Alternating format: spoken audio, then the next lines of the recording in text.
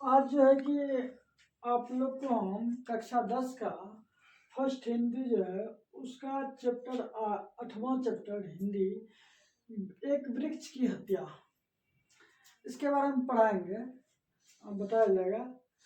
ये जो है चैप्टर कोई भी चैप्टर स्टार्ट करने इससे पहले उसका इंट्रोडक्शन यानी उसका परिचय जाना अति आवश्यक है। ठीक है, इसमें जो है कि आप ये जो कुंवर नारायण सिंह कवि है, इससे जन्म कहाँ हुआ, कब मृत्यु हुआ, कहाँ जन्म हुआ था, किस देश में हुआ था, कहाँ हुआ था, इसके बाद क्या लिखा, क्या रचना किया, क्या कहा, क्या कहानी बनाया, ये सारा चीज जो है ना आपको ऑब्जेक्टिव में पूछता भी है। इसका जन्म कहाँ हुआ था, या कौन सी रचना की, या कौन सी कहानी कहा, ये सब के बारे में एग्जाम में आता है। तो इसीलिए इसी उसको ध्यान में रखते हुए हम ये चीज को बताना अति आवश्यक समझे। ठीक है, इसीलिए इसको बता रहे। देखिए है क्या, ये चैप्टर का नाम है एक वृक्ष की हत्या और कवि का परिचय। ये जो कवि है इस कवि के बारे में हम आपको बताएंगे, वही लिखा है कवि का परिचय। इसका नाम है कुंवर सिंह। क्या है? कुंवर नारायण। ठीक है, कुंवर नारायण है। इसका जन्म कहाँ हुआ था, जन्म कब हुआ था? 19 सितंबर 1927 ईस्वी को हुआ था। 19 सितंबर 1927 ईस्वी को लखनऊ उत्तर प्रदेश में हुआ था। कहाँ हुआ था? लखनऊ उत्तर प्रदेश में। एक चीज ध्यान में रखिएगा, जब आप हिंदी पढ़ते होंगे ना, देखते होंगे, अधिकतर जो है ना लेखक उत्तर प्रदेश का ही है, ध्यान में रखिएगा। ठीक है, उत्तर प्रदेश का है। ठीक है, अब इसका मृत्यु जो है कब ये डेट किया था उसका, 15 नवंबर 2017 को इसका मृत्यु हुआ था। ठीक है, इसका मृत्यु कब हुआ था? 15 नवंबर 2017 को। आपको एग्जाम में पूछ देगा इसका कुंवर सिंह का, ये कुंवर नारायण का जो है कि ये जन्म कब हुआ था, तो 19 सितंबर 1927 ईस्वी को इसका क्या हुआ था? जन्म हुआ था। ठीक है, अब देखिए इसके आगे इन्होंने कवि का जो लिखना शुरुआत किया था, लिखने का शुरुआत जो जब किया था, कोई भी चीज का शुरुआत होता है ना, आज से करना या कल से करना, कुछ दिन के बाद करना, मतलब उसी अनुसार से जब यह कवि जो थे, ये लिखने का जब प्रयास शुरुआत किया था 1950 ईस्वी को उन्होंने शुरुआत किया। उसके आसपास में ये श्योर नंबर नहीं दिया है कब स्टार्ट किया, लेकिन इस ईस्वी में इन्होंने स्टार्ट किया था। ठीक है, अब देखिए इसका रचना, आपको बोले ना रचना, काव्य, कहानी, ये सारा चीज क्या होता है एग्जाम में पूछा जाता है। ठीक है, इसीलिए ये जो भी चीज हम बताएंगे इसको थोड़ा सा ध्यान में रखना जरूरी होता है। देखिए चक्रव्यूह, परिवेश, ठीक है, हम तुम, ये सब क्या है? रचना है। ये अपने सामने, कोई दूसरा नहीं, इन दिनों क्या है? काव्य है। क्या है? इन दोनों काव्य है। ये आत्मजय, ये भी क्या रचना है? इसी का, इन्हीं का। आकारों के आसपास, ठीक है, ये कहानी है। ये आकारों के आसपास ये कहानी है इनका। ठीक है, इसके बाद ये जो है काव्य है, इन दिनों काव्य है। आज और आज से पहले, ये भी इनकी रचना ही है। और मेरे साक्षात्कार आदि, तो इन्होंने जब इंटरव्यू दिया था, इंटरव्यू में इन्होंने ये सारा चीज बताया था। ठीक है, तो हम लोग इसका परिचय देखें। अब इसके बारे में देखते हैं कि ये पुरस्कार से कौन कौन पुरस्कार से इसको सम्मानित किया गया है। इसके बाद कविता का परिचय जो है वो बताया जाएगा आप लोग को। ठीक है, चलिए, तो यहाँ देखे पुरस्कार में इसको क्या क्या मिला। साहित्य अकादमी पुरस्कार इसको दिया गया।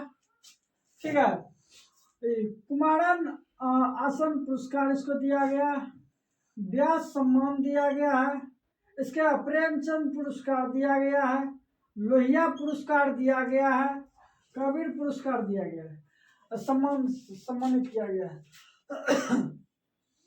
अब एक चीज बताइए, ये सब चीज हम क्यों बता रहे हैं आप लोग को? ये इसलिए बता रहे हैं आपके एग्जाम में क्वेश्चन आ जाएगा कि ये कुंवर नारायण जो है कि इनमें से उन्हें कौन सी ये पुरस्कार से सम्मानित किया गया है। तो जैसे दे दिया साहित्य अकादमी पुरस्कार से सम्मानित किया गया है, क्या नहीं किया गया। तो ये सब अगर ऑप्शन में रहेगा तो आप उसको आसानी से क्या कर सकते हैं, बना सकते हैं। ठीक है, इसके बाद है कविता का परिचय। प्रस्तुत कविता में कवि ने एक वृक्ष के बहाने पर्यावरण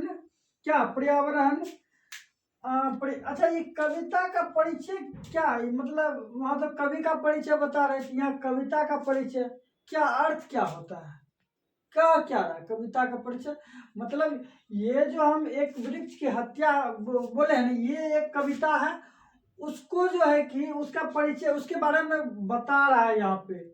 ठीक है, कौन बता रहा है? कवि बता रहा है। देखिए क्या बता रहा है कि प्रस्तुत कविता में कवि ने एक वृक्ष के बहाने पर्यावरण और मनुष्य और सभ्यता के विनाश की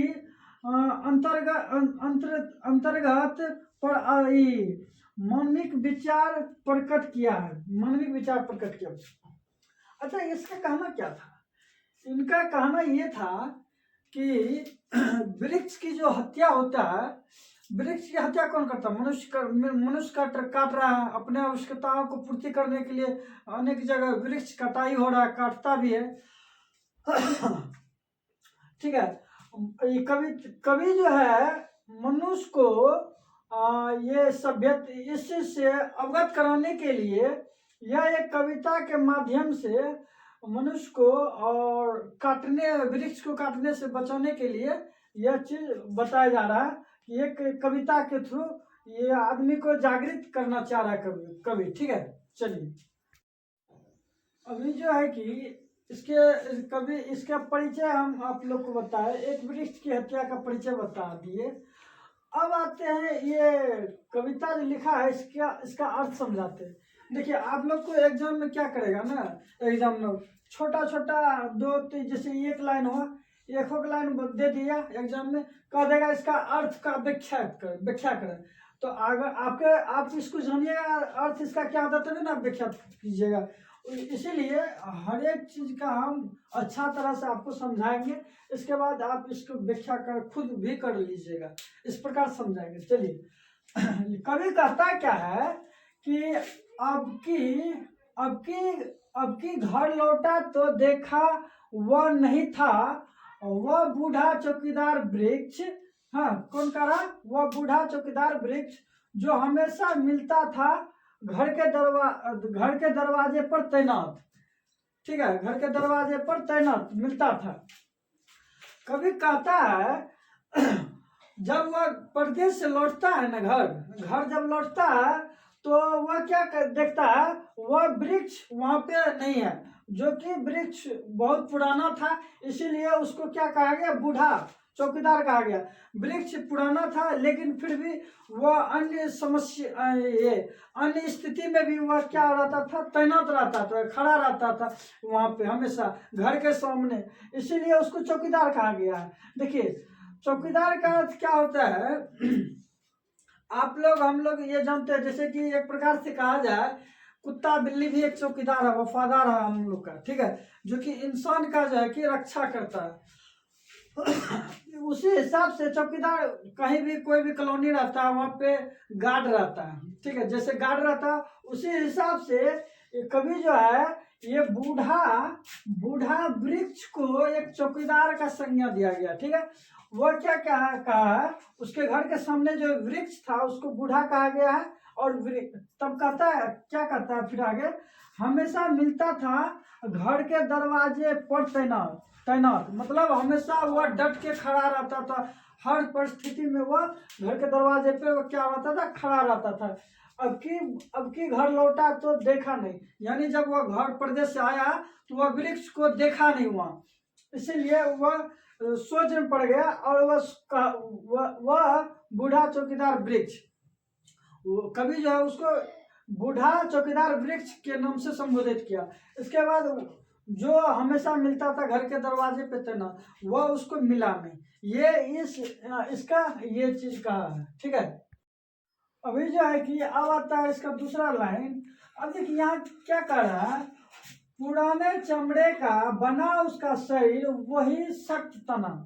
कहने का अर्थ ये है कि उसका जो शरीर था ना बहुत ही पुराना था। क्या था? बहुत ही पुराना था, बहुत दिन का भी था। इसके बाद कहता क्या है, झुड़ीदार, झुड़ीदार खुरदरा तना मैला कुचा। इसके बाद है रैफर सी एक सूखी डाल, हाँ, एक पगड़ी फूल पत्तीदार, पाँव फटा पुराना जूता, ये चरमराता लेकिन ये अक्खर बलबूता। कहने का अर्थ ये है कि वह जो पेड़, ये घास था ना, पेड़ पौधा, ये पेड़, वह बहुत ही पुराना तो था ही। पुराना होने के कारण उसका जो पत्ता सब जो था वह झड़ गया था, और उसका जो शरीर था ना खुरदुरा था। देखिएगा, जब पुराना जो गाछ वृक्ष हो जाता है ना, उसमें जो है ना खुरदुरा हो जाता है। हाँ, मतलब क्या, चिड़ फट जाता है, चमड़ा निकल जाता है, खुरदुरा रहता है, ठीक है। इसके बाद क्या, ये झूड़ीदार, यानी बूढ़ा आदमी, जब व्यक्ति हो जाता है, उसका चमड़ी देखिएगा घूंघट जाता है। क्या होता है? झूड़ीदार, उसी को कहा गया झूड़ीदार। इसके बाद खुरदुरा, खुरदुरा यानी क्या, कहीं गड्ढा, कहीं ऊंचा, उसका ये कहीं से कट गया, कहीं से गल जाना, उसका जो शरीर है खुरदुरा हो गया था। देखिएगा, गाछ से खुरदुरा हो जाता है कि बीच बीच में जो है ना, जैसे गाछ है ना, गाछ के बीच में कहीं कहीं जो है उसको खा जाता है कीड़ा। तो कीड़ा जो खा जाता है और सूखने के कारण खा जाता है, तो वो खुरदुरा तो हो जाता है। तना मई का मूल, मैला कुचा, उसका जो तना का जो शरीर जो है, शरीर मैला नुमा आकार यथी हो रहता है, दिखाई पड़ता है। जैसे कि मैला नुमा क्या है, उसका तना दिखाई पड़ता है, ठीक है। अब कहता है राइफल सी एक सूखी डाल, लेकिन पत्ता तो था नहीं, उसमें पत्ता है नहीं, लेकिन तना जितना भी है ना वह सूखा है, सूखा है, लेकिन वह राइफल की तरह है, ये तैनात है। पत्ता नहीं है, फिर भी वह राइफल की तरह खड़ा है, ठीक है, सूखी डाल। फिर कहता है एक पगड़ी फूल पत्तीदार। उस पगड़ी किसको कहता है? पगड़ी कहाँ लगाया जाता है? सिर पे, सिर पे। जैसे ये टोपी, टोपी हम सिर पे लगाए, उसी अनुसार से ब्याह शादी में देखिएगा पगड़ी पहनता, पगड़ी पहन के सब जो है कि गला मिलता है अपने समझी समझा सबसे, ठीक है। उसी अनुसार से यहाँ पे एक पगड़ी फूल पत्तीदार जो करा है, उसका जो पगड़ी है, जो कि ये सिर होता है, वहां पे फूल पत्ती था थोड़ा सा, ठीक है। उसी को जो है कवि कहता है कि एक पगड़ी फूल पत्तीदार, पगड़ी, उसके ऊपर में जो है फूल पत्तीदार था, ठीक है, पगड़ी। इसके बाद क्या कर रहा है, पाँव में फटा पुराना जूता, हाँ, चरमराता लेकिन अक्खर बलबूता। पुराना रहने के बावजूद भी वह इतना मजबूत था, हर एक परिस्थिति में वह खड़ा डट के रहता था। बारिश, बूंदी, धूप, कोई आंधी तूफान, कोई भी परिस्थिति में वह क्या रहता था, वो क्या रहता था, अक्खर बलबूता, मतलब वह तैनात रहता था। ये जो पाँव में फटा पुराना जूता, मतलब जूता को क्या कहा गया, उसका जो शरीर जो है ना, शरीर जो कि पुराना हो गया था ना, शरीर बहुत पुराना, वृक्ष होने के बाद उसका शरीर का जो बाहरी जो चमड़ा अमड़ा है वो तो पुराना हो ही जाता, उसी को जो है फटा पुराना, मतलब फटल उटल है, छिड़का हुआ, उसी को ये पाँव में फटा पुराना जूता। उसका जो शरीर है वो, जैसे हम ये कपड़ा पहने, ये सब कपड़ा तो अच्छा है, उसका जो है कि वो क्या है, फटा पुराना, कोई फटा पुराना कपड़ा पहनता, उसी अनुसार से ये पाँव में फटा पुराना, उसका जो शरीर था ना वो फटा। अब जो है कहता है कि घर को बचाना है लुटेरों से, शहर को बचाना है नदियों से, नादिरों से, देश को बचाना दुश्मनों से।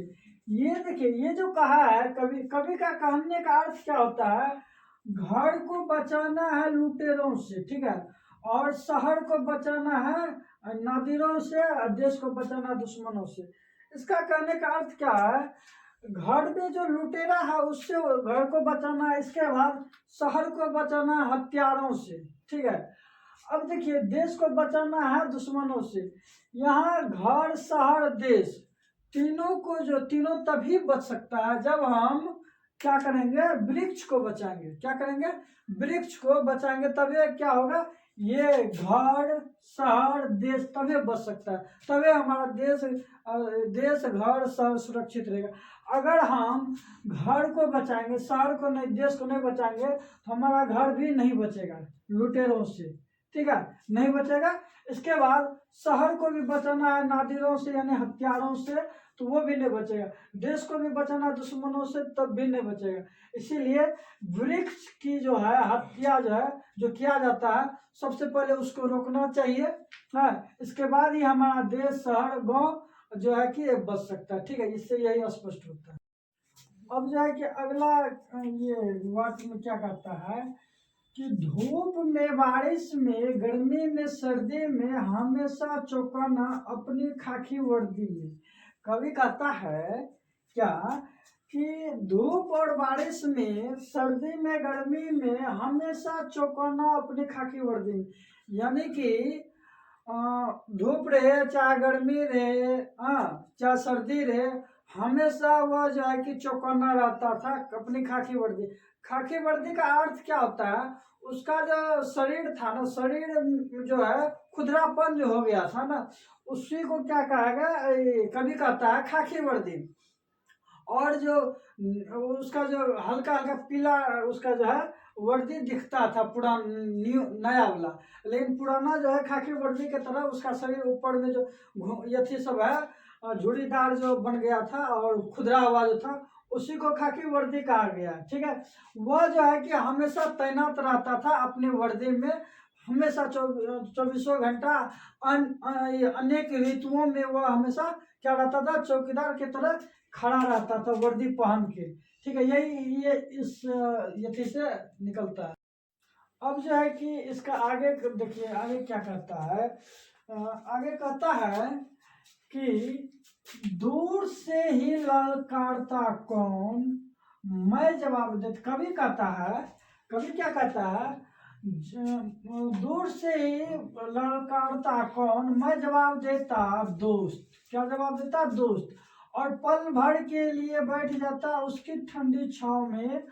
दशरथ, शुरुआत से ही हमें हमारे अंदेशा में कहीं एक जानी दुश्मन है। अच्छा, इसके बारे में देखिए, इसके बारे में कहा क्या रहा है, कहता यह है, कभी कहता है कि जब भी हम परदेश से आते थे घर, तो वह जैसे चौकीदार के तरह जो है कि ये चौकीदार सब कोई भी व्यक्ति को अंदर आने से पहले पूछता है कौन, क्या काम है, क्या करना है, कहाँ जाना है, ललकारता और उससे पूछता है, सवाल जवाब करता है कौन हो, ठीक है। उसी प्रकार से यहाँ जब दूर से ही आता कवि है तो उसको पूछता है, क्या है, पूछता है कि कौन हो, कौन हो, कौन कर है, कवि कर है, यानी ये कौन कर है कि ये पढ़ कर है कि कौन। तो कवि कहता है कि मैं दोस्त, किसको करा, पढ़ को करा, मैं दोस्त। और पल भर के लिए उसके पल भर को बैठ जाता उसकी ठंडी छाव में।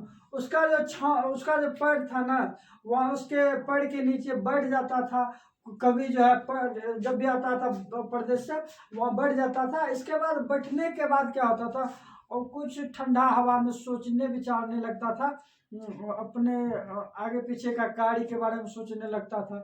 बैठ के सोचने लगता। अच्छा, सोचता क्या था कि उसको शुरुआत से, दशरथ उसको शुरुआत से ही यह अंदेशा था, कहीं मानव अपने संवेदनहीन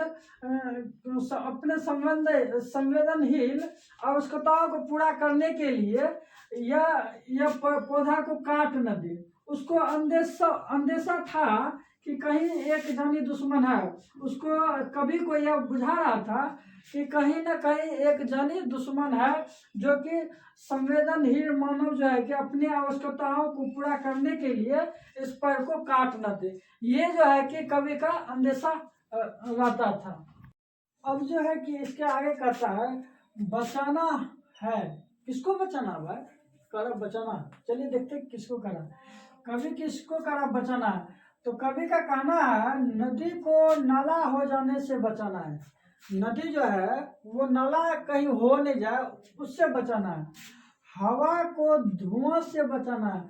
हवा कहीं दूषित नहीं हो जाए, उससे हवा को बचाना है। खाना को जहर हो जाने से, यानी खाना जहर के समान नहीं हो जाए, उससे बचाना है। अब कहता है जंगल को मरुस्थल से बचाना है। किससे बचाना? मरुस्थल, जमीन में पेड़ पौधा नहीं रहता, जहाँ बरवाहा जमीन जहाँ रहता है वहाँ पेड़ पौधा नहीं रहता, तो उसी को मरुस्थल कहा जाता है। ठीक है। अब कहता है मनुष्य को जंगल हो जाने से बचाना। किससे? मनुष्य को जंगल, यानी अब मनुष्य मानवता को खो देता है, हाँ, उसी को जंगल कहा। यहाँ कहने का तात्पर्य, चलिए इसके बारे में बताते हैं। नदी को नाला हो जाने से, अच्छा, नदी को जब भी कोई नदी है अगर वो नाला हो जाए, कैसे नाला होगा? अगर पेड़ पौधा वृक्ष जो है, वृक्ष की अगर कटाई करेगा, हवा, नदी, देखिए नदी नाला हो जाएगा, क्या हो जाएगा? बारिश नहीं पड़ेगा, पानी नहीं होगा, तो नदी क्या धीरे धीरे सूख जाएगा, वह क्या हो जाएगा? नाला बन जाएगा। इसके बाद हवा, अगर हम पेड़ पौधा अधिक कटाई छटाई होगा तो वहाँ क्या होगा कि हवा जो है दूषित हो जाएगा।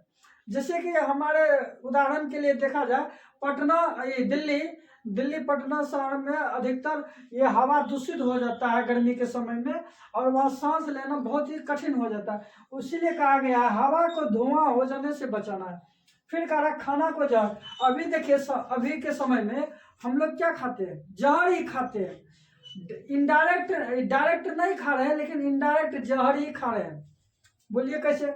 खाना में रासायनिक इस्तेमाल बहुत ज्यादा किया जा रहा है अभी वर्तमान के समय में, इसीलिए कभी का खाने को जड़ होने जाने से बचाना है। यानी कि अधिक खाद्य पदार्थ का उपयोग नहीं करना चाहिए, रासायनिक खादों का ज्यादा से ज्यादा उपयोग नहीं करना चाहिए, ये कवि का कहना है। फिर कहना है कवि का, बचाना जंगल को मरुस्थल से। जहाँ पे भी मरुस्थल जमीन है वहाँ पेड़ पौधा लगा के उस जमीन को बचाना आवश्यक है। वही कह रहा है। मनुष्य का हैवान होने से बचाना है। मनुष्य जो है कि पेड़ पौधा जो काट रहा है उसको उससे रोकना चाहिए।